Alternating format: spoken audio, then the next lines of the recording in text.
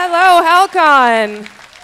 Hello, I'm so happy to be back. I'm Floyd. I'm going to be on the Coca-Cola stage here with you for the next couple of hours. And I'm quite excited. I wasn't going to come back this year. I was here last year. I had a lot of fun, but I kept getting sick. I thought, I have too much wine at the soiree. Turns out I was pregnant. So yes, I do have sex. None since then, but... But they called me a little while ago. I'm very happy to be back here this year because we have some really sweet guests. Are you guys excited? For this next one, Idiots, put your hands together for Jim Beaver.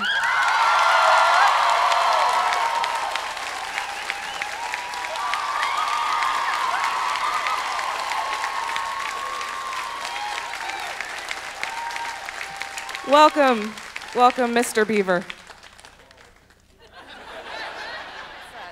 It's that one right there. Yeah.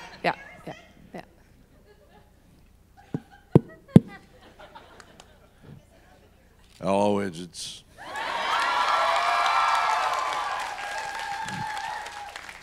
Just a second.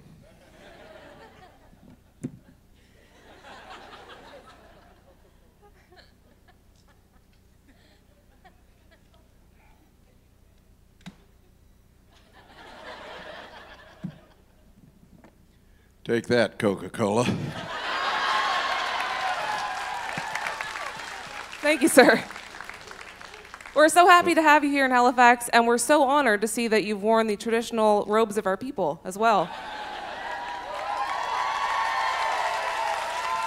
Yes. Now, before, I don't want to monopolize the time here. Before we start, I know this is a little, this might get me in trouble. I don't know. And look, I'm not going to be the one that spoils any of Supernatural for you, okay? I can't control what people say. I'm not going to do it. I'm not going to spoil any plot points.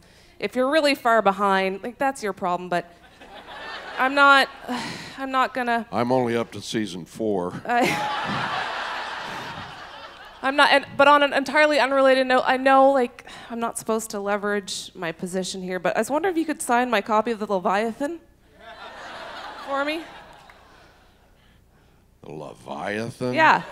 Just, I don't know why. It's just the first book I pulled off my shelf. No relation Keep to the pulling. show. All right, okay, I'm done. Yeah, I promise. like Leviathans. I promise.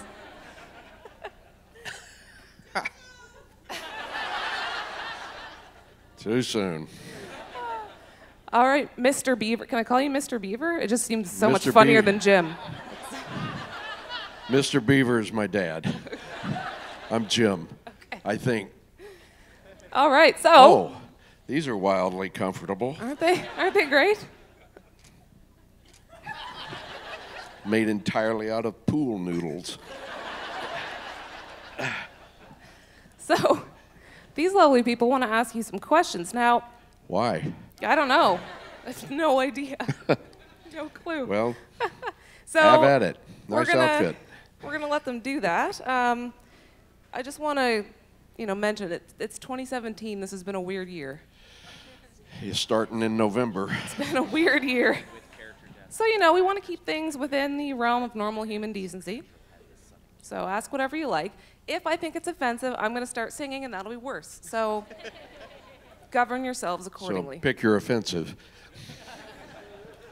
Let's get it started. Do you have any opening remarks you would like to share? No. Cool. No, I'm good. Okay.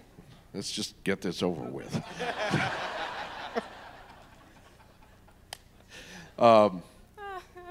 No, actually, this is my first time in the Maritimes.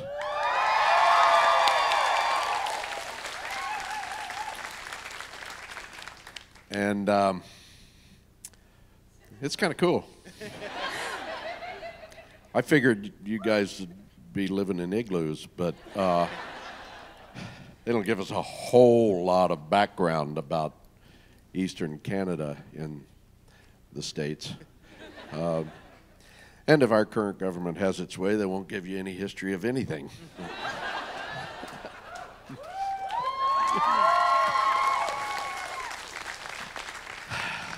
Yeah, you guys can afford to clap. By the way, what are rents like up here?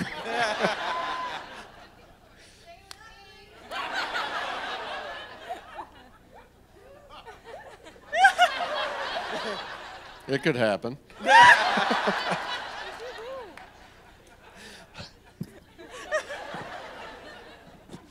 I'm going to drink some more. So where are we? What are we doing? Well, I'm just trying to. Have we decided? Did we flip a coin? Which side's going first? I think he was there first. They're going first. All right. well. So it's really. Why is it so Okay. bright? So yeah, as we saw in the video and the spoilers, you've had to deal with, well, the audience has had to deal with rather sudden and unexpected character deaths, both in Supernatural and in Deadwood. So I'm just wondering, as an actor, how much foreknowledge did you have of what was coming, and also is there sort of a coping, grieving, etc. mechanism, if needed, that you have for dealing with the end of a character you put that much into? Well, I usually just stand in the shower and cry for about a week. That works. Yeah, no, they on Supernatural they called me up and I knew something was up because an assistant called and said, I've got both your executive producers on the line, and I went, okay, even one is a little scary. Having both is a death sentence. And sure enough, they said, we're killing you off. That's the bad news. No kidding. The good news is that you'll be back as a ghost. The bad news they didn't tell me was I'd be back as a ghost for a minute. But yeah, I found that out in probably August of that year, and we shot Death's Door in October. So October, November, something like that. So yeah, I had a couple of months or so to sit on it and luxuriate in the fact that I was going to be unemployed. And I spent an awful lot of time consoling my accountant. And, but yeah, they, you know, it's kind of, they can't just, you know, most of the time they don't just hand you a script and you're reading, all of a sudden on page 14 you go, oh, wait a minute. No, they're pretty, most of the time they're pretty good about telling you. I've been on shows where I found out on Wednesday and shot it on Friday. Yeah, that was tough. But, you know, the way I figured, if you're going to die, do it on Supernatural. Thank you. You die on Grey's Anatomy. Yeah. So, hi. Thank you for coming. Well, thanks for being here when I got here, because this place would be like. So knowing that there's shenanigans on set, Are there? can you regale us with some, you know, stories? Regale. Yes. See, they got good schools up here.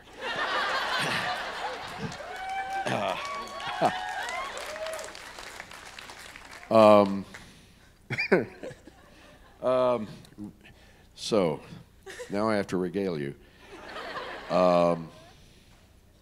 Shenanigans. Well, we have something on Supernatural. I mean, they have it on lots of shows, but we have it a lot on Supernatural called Fraturday, which is basically we work all night Friday into Saturday. And since that's the weekend coming up, it can get kind of loosey-goosey. And considering loosey-goosey is where we start, Friday night, Saturday morning can be sometimes kind of wild. I'm not going to say that alcohol is involved, but there are empties around on Saturday morning. And we have this assistant director, Kevin, who is he's so good at what he does. He's always trying to keep the show on track. He's probably single-handedly responsible for the show actually making it to the air, because without him, I think everybody would just stand around shooting the breeze and drinking wine coolers. So he's always kind of driving, and on late Friday nights, sometimes Jared in particular can make Kevin's life hell. I remember the night we were out in the woods. We were shooting. I guess it wasn't Death's. Wait a minute. Maybe it was Death. It wasn't Death's Door. It was the episode before it, I think, where we were out hunting in the woods for. It was the you don't shoot Bambi. You shoot mother. You shoot Bambi's mother. Whatever that episode was. We were out shooting that at night, and I just remember Kevin was almost on the verge of tears because we couldn't get a single line out without Jared changing it into something obscene or twisted or and it was really funny. It was very funny, but Kevin wanted to kill us all, and we were lucky that the actors were the ones with the guns. So there's an awful lot of that. It's not like we get asked a lot about pranks. My experience. Now, I've only done roughly 60 episodes out of 200 and whatever, so that's only about a quarter of it. But, so I'm not there for everything. Apparently, Jared and Jensen are there for every episode. I think a show would have run longer if it hadn't been for them. But my experience is there's not a lot of pranks. But every once in a while. Mainly, the funny stuff is what I'm talking about. Just, people giving you weird line readings when they're off camera and making up their own lines. And just, you've seen the outtakes. Well, most of the show is kind of like that. We're lucky if we get something we can put on the air. So it's not like there are these elaborate things being planned and acted out. It's just a bunch of guys who haven't matured since middle school, basically. So. Thank you for sharing. Thank you. Hi. My question is, why does Dean always die in season 4? He keeps just not waking up on the right day. Why does he keep dying in season 4? Yeah. Am I in that episode? I'm pretty sure. Because if I'm not, I can't tell you. I probably haven't seen it. Oh, Mystery Spot. Season 4? I'm pretty sure. I can't remember Breakfast.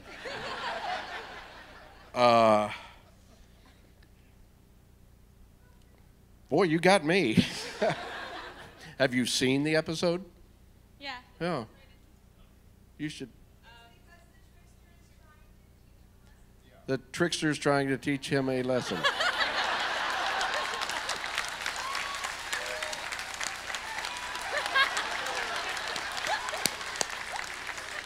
What else? These folks got my back. Yeah, I have 2 rules about Supernatural. Well, 3. I only watch the ones I'm in, and make sure the check's clear, and forget them when I'm finished. No, that's not true. I don't really, I don't have strong memories of that. I get asked a lot of questions about, I remember the first convention I went to, somebody said, so why did you give Dean the amulet and I went, what? And they said, well, it was in the Christmas episode. I said, I'm not in that. They don't send me a script when I'm not in it. So I don't know, you know. We were in toward the end of season 3, I think, and we were doing a scene where we were spreading salt around the windows and the doors and everything, and I turned to Jared and I said, why are we doing this? What is this? And he said, have you seen the show? And I said, not really. So I thought, okay, I went and borrowed some DVDs and tried to catch up. I got about halfway through season 2, and I figured out what the salt was about.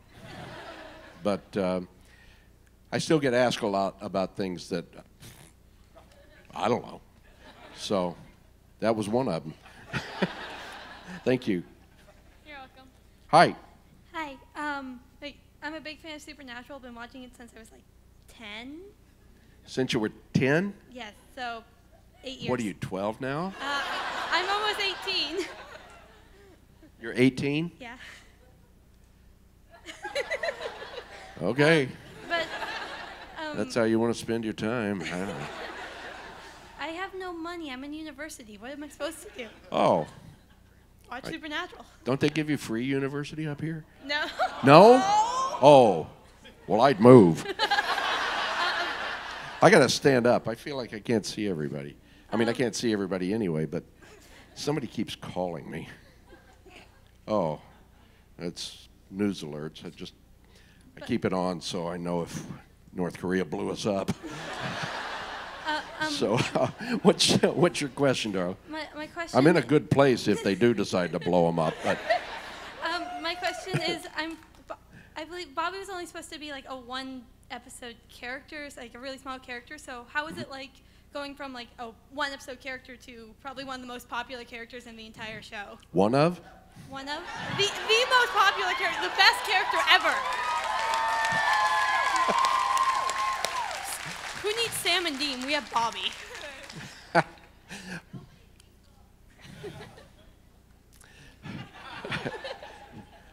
I don't know.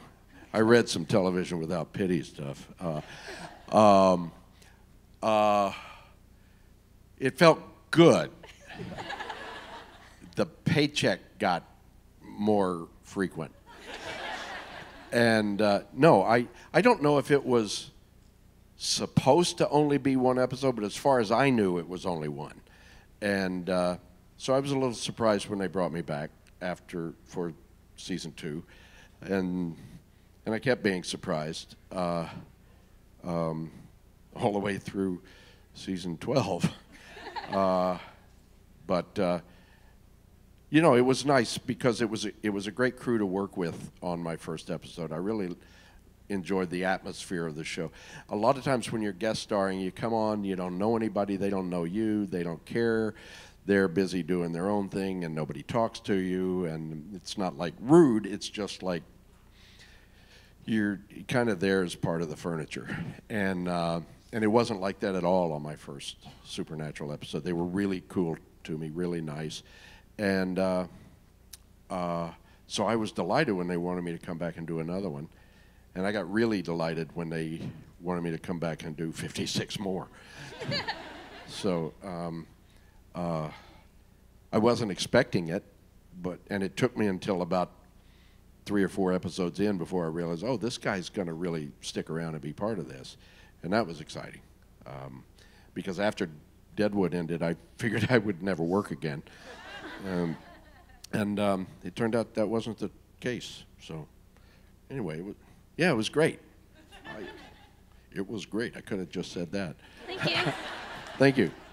Hi. Hi. My question is, what was your your favorite episode to film and why? Just curious. Thanks. My favorite episode to film? Yeah. Weekend at Bobby's. That's reasonable. I loved that episode. It was so much fun. It was fun partly because it was a great script all about me. And Jensen was directing for the first time, and he was really good at it. He was really good at it. We all were, we were all really rooting for him to fail, and he didn't. He was really good. Yeah, I had a blast on that one. There are others that mean almost as much to me, but that one's probably my favorite. Yeah, certainly the most fun to shoot. Also the most exhausting to shoot, because for that one episode, I was pretty much carrying the show, and the hardest job in acting is carrying a 1-hour drama. Now, Jared and Jensen do it every week.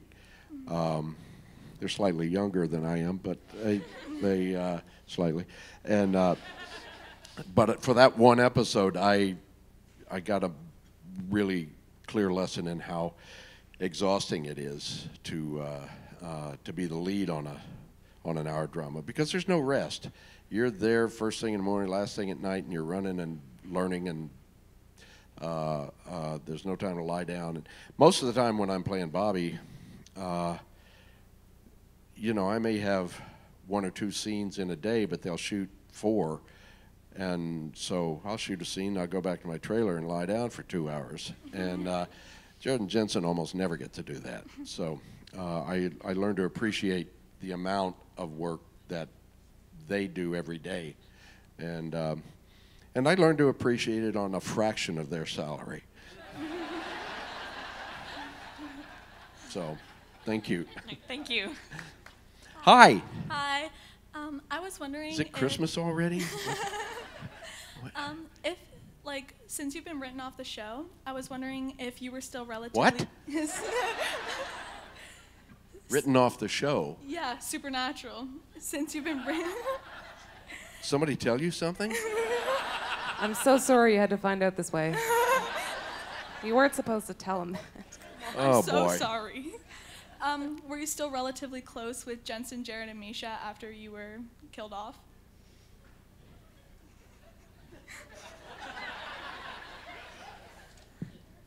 That's the other guys on the show, right? Yeah. Yeah, as close as we can be. I live in Los Angeles, and they shoot in Vancouver, and they live in Texas. And, well, Misha doesn't. I don't know where he lives.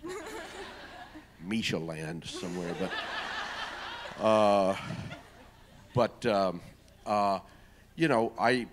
unless I'm back up doing an episode of the show, I don't see them except at these things.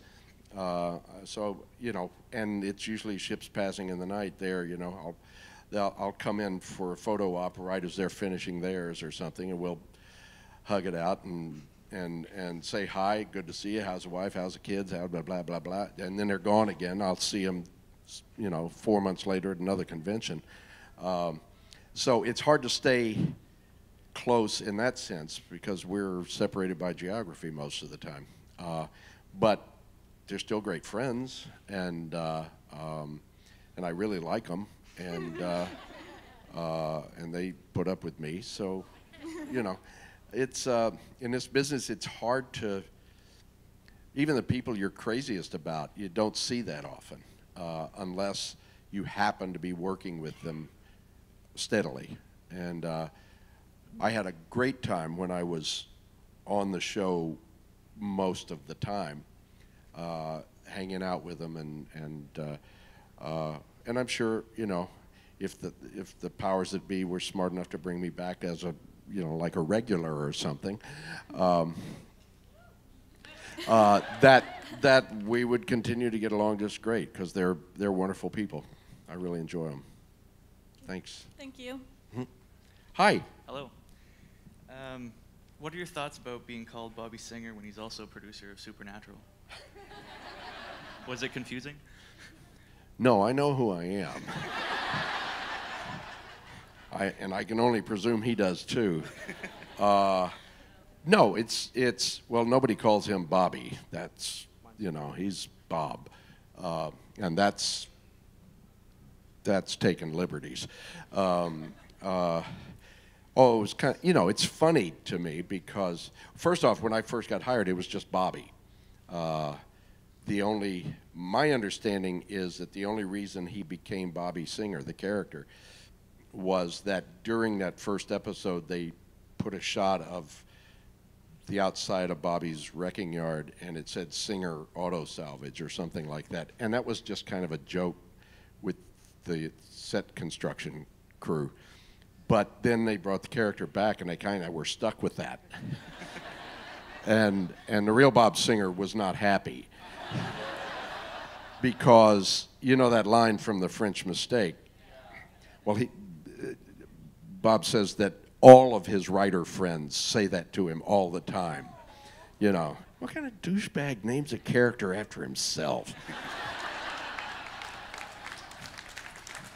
So they think it was his idea. And he has to go through this long-winded explanation that I'm giving you. So, yeah, he wasn't all that happy about it. But I don't care one way or the other, Call me whatever you like, just don't call me late for dinner. I made that up. Thanks, man. No problem. Hi. Hi. How'd you men get in here? There's most of the time I go to these things, it's like one man for every 5,000 women. For the first couple of years, I thought only women watched the show. I guess it's your good fortune today. Yeah. I think I finally realized it was mainly women that came to conventions. But, so, what's up, man? But we've already mentioned outtakes and only remembering episodes that you've been in. And because Rich there dared me, I do have to ask you, why did you use your tongue? Are you speaking Klingon? What? I do, but no, I wasn't. I was just doing a very bad British accent. I don't. No, I didn't hear. I didn't make out what you said. Why did you use your tongue? Oh.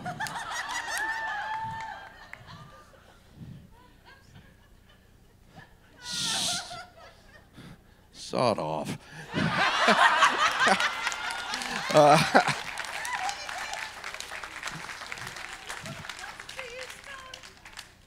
He's Crowley.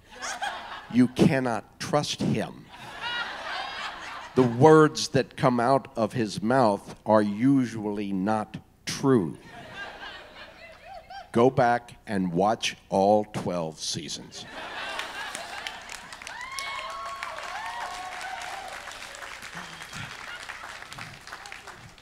Hi. Hello. Referencing back to the episode we were saying, like, putting salt all over the windows, and you're asking why. Just wondering if yourself or any other characters or even the writers have ever thought of the concept of putting salt in a hula hoop and chasing demons away with, come here! Putting salt in a what? A hula hoop. Plastic hoops around.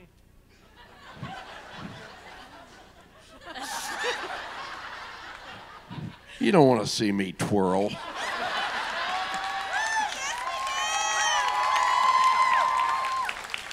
Hula hoops? How late did you stay up thinking of that question? Quite a while, actually. Hula hoops, huh? I'm just like, saltwater pistols. Yeah. Wait, did we do that? No, I don't know. If we didn't, we will. Salt hula hoops? Really, man?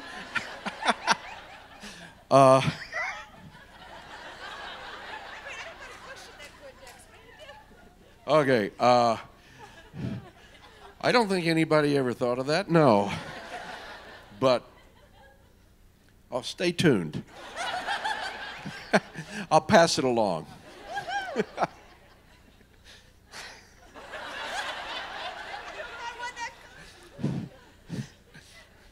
Okay. Hi. Hi. I just wanted to say that Bobby is my favorite character, and Mine I was too. super sad when he got killed off. But Thank my you. question is actually going to take it away from Supernatural for a second. Okay. In your book, which was beautiful in it was just gorgeous. You mentioned a passage where you and Cecily used to write a note every New Year's Eve, and I was just wondering if you continued that after she passed. No, I didn't. No. It probably would have been a good idea. What she's talking about is my late wife Cecily and I used to have a tradition with some friends. We would spend New Year's Eve, or the New Year's Eve holiday, usually with some close friends, one of whom happens to be the casting director on Supernatural. And every year, we would write a letter or a note to ourselves about what we hoped for in this next year. And then the following year, we would all open our notes and read what we wrote to ourselves to see how miserably we had failed. And it was a kind of cool tradition. But when Cecily died, it took the wind out of a lot of sails in a lot of different ways, and I hadn't thought about it until now. But no, we actually never had another one of those New Year's Eve gatherings after that. She was kind of a force behind those, and at first, of course, it was kind of disheartening, but it wouldn't have been a bad idea. I always thought it was kind of a neat idea. Something to think about with Maddie in the future. Yeah, well, if you can figure out how to get my daughter to do something I suggest.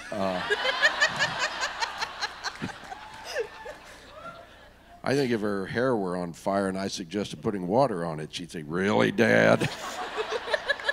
You think that's gonna work?" So, but yeah, it's not a bad idea. Thank you. Thank you. Thank you for the question. Hi. Hi, welcome to Nova Scotia, and thank you so much for coming on such short notice to our con. Thank you very much. Oh, you're welcome. Was it short notice? I don't pay attention. I just go where they tell me to go. They say, get on a plane Friday, and I get on a plane. Well, obviously where I'm dressed in not supernatural clothes. I just wanted to know, is there any other fandom, Star Trek, Star Wars? Is there anything that you geek out about yourself? Anything? Who? TV shows, movies? Books? Fandom, not so much. I mean, not really. I mean, there's stuff I'm interested in, but I wouldn't. Nothing I'd leave the house for. I was at the autograph table, and somebody came up, and they were kind of, sort of, shaking and crying and stuff, and I was like, man, I wouldn't cross the street to see me, but fine, not really. I mean, I'm a big movie fan, a big old movie fan, and sometimes I'll go to events that are centered around old movies, and there's one in Los Angeles every year called Cinecon. Cinecon? Yeah, Cinecon. And I went to that this year. But it's just a bunch of old movie geeks hanging out watching old movies. See, well, that's Yeah. passionate. You're geeking out about old movies. It's old movies, so most of us are ancient, and most of the passion is artificial. So nothing. You guys are like actually excited. And I think that ship has sailed for most of us at these. Anyway, yeah. So that's about as close as I get. All right, thank yeah. you. Thank you. Jim. Yes. You said you wouldn't tell anyone that I cried, man. That wasn't cool. What the hell, man? Yeah. Thought we had understanding, but I guess not, oh, so. Yeah. Well, Cool. see, I'm old. I forgot it was you. So, where are we? Oh, we're over here. Hi. Hi, it's funny you say you weren't Stand up. No, I'm sorry. This is as high as I get. It's shortism. I'm gonna go home and cry. Oh. Okay. I love to travel halfway across the continent and embarrass my friends. You were actually on my top wish list actually for Hal-Con. Oh God, what's happening?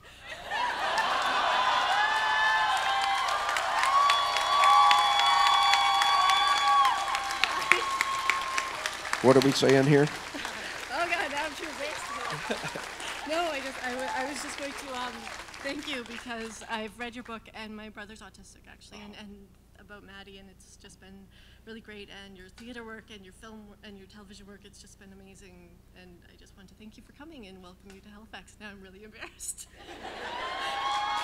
Well, I can't imagine why you'd be embarrassed for being nice. Thank you. Thank you so much. What's your name? Caitlin. Caitlin? Caitlin. Caitlin. Yes. Caitlin. I think I just broke my jaw.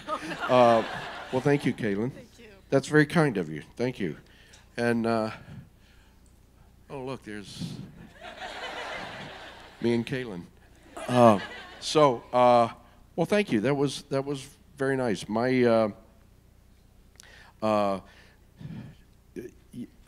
My daughter was diagnosed as autistic when she was 2, which is very early for that sort of thing. And the truth is, we don't know for certain whether that diagnosis was accurate or not because there's no sign of it now. Now, her mom was really good about getting her into intensive therapy very fast at an earlier age than most kids are seen. And she came back miraculously. And it's a little hard on her nowadays. She's 16 now, because she's not who people expect if they've heard my story. And so I'm just saying this because I don't know what happened. I don't know if she was misdiagnosed. I don't know if she was diagnosed correctly and miraculously she came back from that diagnosis. I really don't know. I know a lot of work was done and she did a lot of work. But if you met her now, you would never, ever in a million years think there was any sign of it. And I live with her and I don't think there's any sign of it. So it's a very weird disease or syndrome or whatever it is, but all I know is that we were unimaginably blessed in some way, and never had to face the prospect of living with that level of difficulty for the rest of her life. And I cannot tell you how happy that makes me, because it's not the way that usually goes. And I have immense, deep respect for those who have had this diagnosis in their lives and have had to face all of the consequences of it, because I've been around a lot of kids on the spectrum, and I know that some of them have real burdens to bear, and their families have real struggles to get along. And I don't know how we managed to escape that, but we did, and I'm feeling very, very blessed about it. So, thank you, Kaylin. I think we have about enough time for one more question, Jim. Oh, just one? We only got three people left. Oh, well, we might be able to do 2 quick questions. Okay. Hey, how's it going?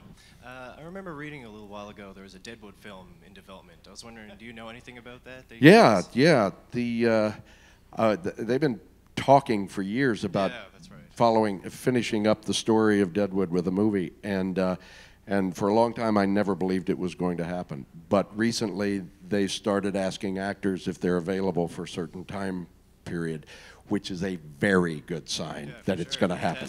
Awesome, thank you. Hi. Hi. So anytime we see you on TV, it feels like you're slightly angrier version of your real self. So You ought to see me at home. should Did I ask mention Matt. having a 16-year-old? I was just wondering if you ever get to just come up with your own lines during the show. Like, do you film? Oh, come on. No, my job as an actor is to interpret the lines that are given to me. There are actors who think that they should rewrite everything that comes to them, but I'm not one of those. I'm very, very strict with myself about, I don't make up lines unless they tell me to make up lines. Also, I'm not paid to write. So it's the writers that like cater them almost to your personality. That's what it feels like. Yeah, well, I think if you've been on a show for a while, the writers start writing to you, to your personality. Yeah. I know that's happened on a couple of shows I was involved with for fairly long periods. The character would more and more start to resemble aspects of myself. But no, I don't make anything up. I never would have made up idiots, I'll tell you that. But hey, it paid off, you know? And the hat. The hat. Hey, thank you. Thank you. Let's do this one last one. It's one the last last speedy question. Yeah. I was wondering what your favorite convention was that you've been to and why. My favorite convention, Halifax.